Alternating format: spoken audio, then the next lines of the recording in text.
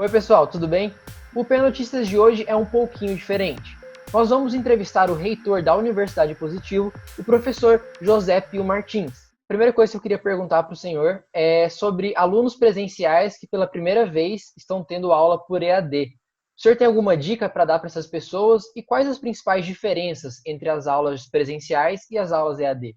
Primeiramente, um curso na modalidade à distância tem uma lógica.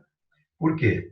Porque, na verdade, toda a tecnologia que está à disposição permite que haja milhares de alunos usando o mesmo conteúdo em lugares diferentes, auxiliados por tutor.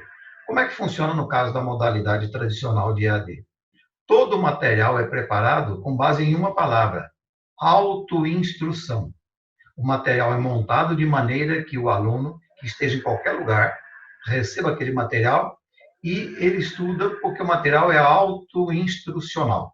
O que nós estamos tendo agora é o seguinte: a instituição tinha aulas presenciais. Um professor com 50, 60 alunos em sua frente, dando uma aula presencial, ele falando, com o uso de textos, de livros, de PowerPoint, de quadro negro, tudo isso, mas era uma aula presencial. Vem uma crise inesperada e diz: não dá mais, os alunos têm que se recolher em casa. O que é a universidade e outras universidades, né? A universidade no sentido geral, não é a universidade positiva, o que que as IES, vamos chamar assim, instituições de educação superior, inventaram? As IES inventaram o seguinte: olha, aquele professor, aquela aula que é dada naquele horário, por exemplo, segunda de manhã, vai estar em sua casa, geralmente no mesmo horário da aula presencial, e os alunos, em vez de estarem na sala, estarão em sua casa. Então, ele abre o computador por uma tecnologia, o Zoom é uma delas, por exemplo, há várias tecnologias, né? E o professor vê na tela aqueles 60 alunos dele. É como se ele estivesse vendo lá na própria sala de aula. Então, o que nós temos são aulas remotas, emergenciais, por causa das circunstâncias, ministradas por recursos tecnológicos, com uso de recursos tecnológicos, muitas vezes no mesmo horário que seria a aula presencial e com o mesmo professor. Isso não vale para a aula prática. Vou dar um exemplo. Na odontologia, os alunos, num dado momento, vão para a clínica, tem um gabinete dentário e um paciente, junto com o professor. Esse tipo de aula não tem como fazer nessa atividade que eu chamo de remota, com uso de recursos tecnológicos numa emergência. E o senhor vê a possibilidade, a gente vem escutando alguns alunos muito preocupados sobre a possibilidade de talvez o semestre ser até cancelado por essa questão, por alunos que têm aulas práticas, etc. O senhor vê essa possibilidade? Não, o que acontece? O próprio Ministério da Educação já resolveu legislar sobre isso.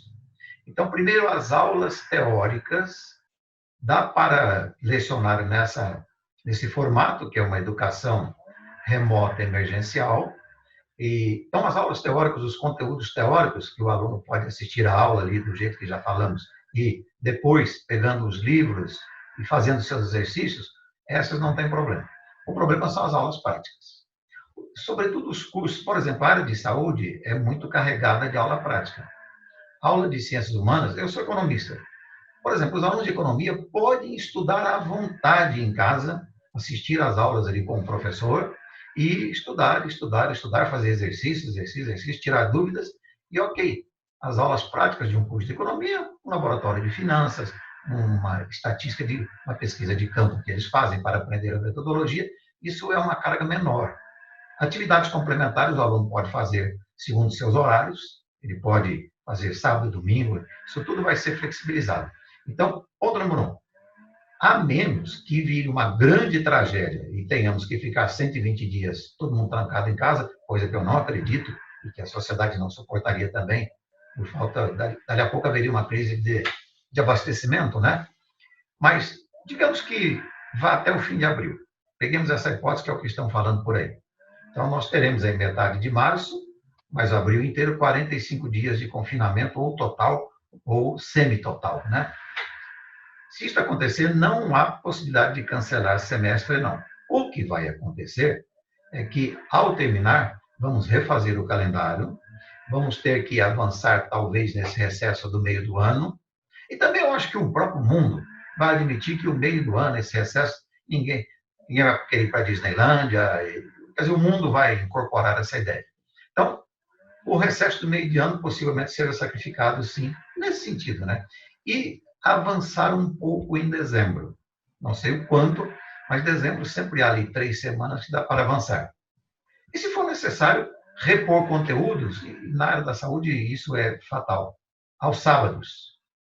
Quero perguntar para o senhor, como economista, a gente tem percebido um embate muito grande nessa questão em ficar em casa e a economia do Brasil poder cair e acarretar em certos problemas. Como o senhor vê essa luta, entre aspas, entre saúde e economia?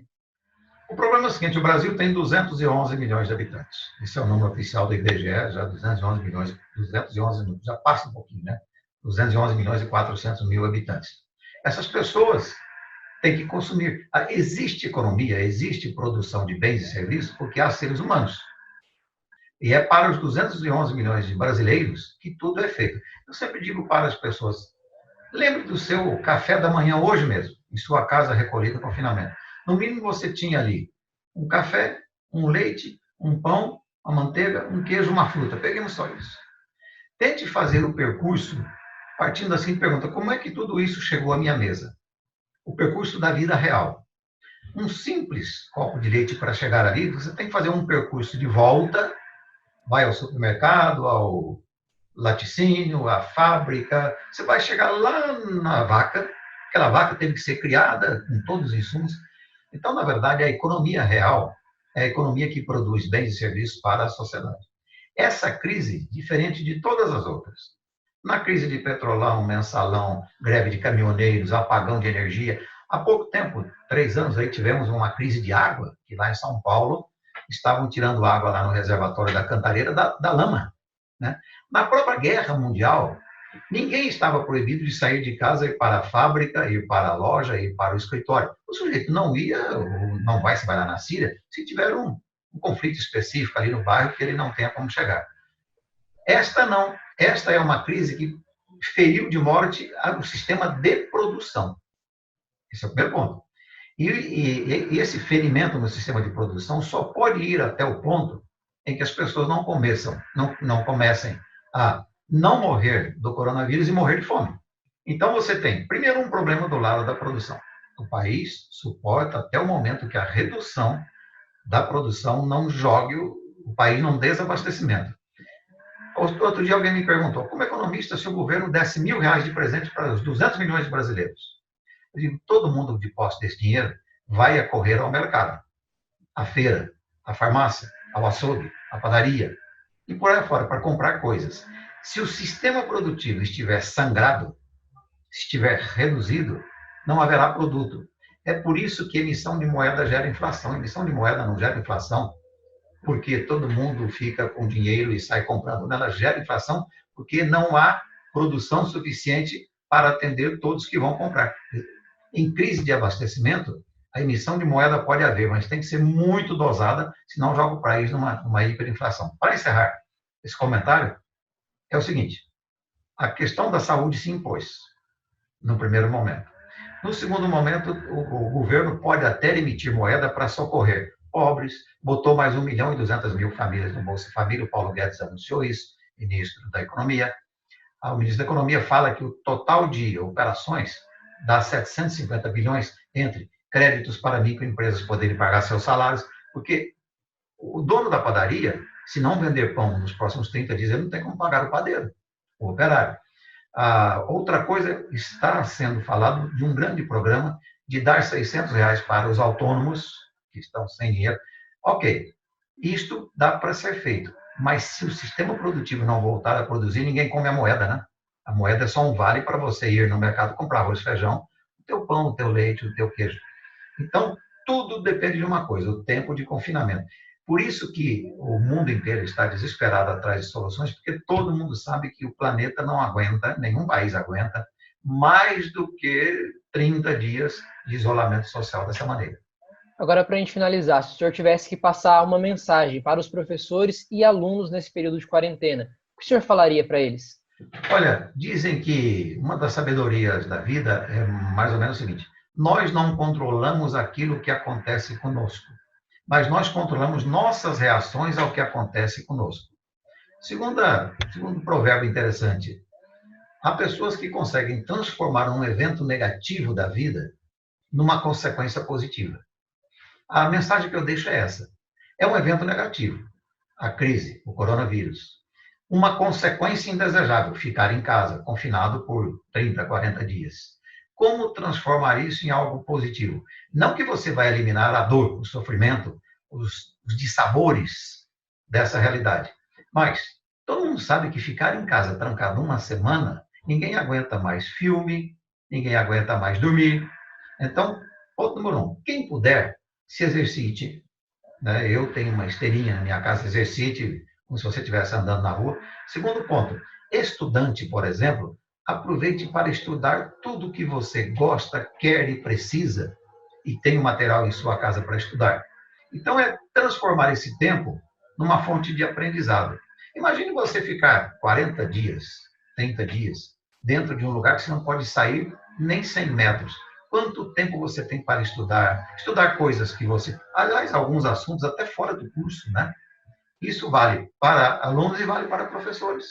Para resumir, é tentar usar esse tempo que lhe caiu no colo de maneira dura, né, para até minimizar a passagem do próprio tempo. Professor, muito obrigado pelo seu tempo, por essa entrevista. A Rede T agradece pela sua entrevista. Muito obrigado e bom trabalho a todos. Esse foi o P Notícias de hoje. Nós voltamos amanhã com uma nova entrevista. Tchau, tchau.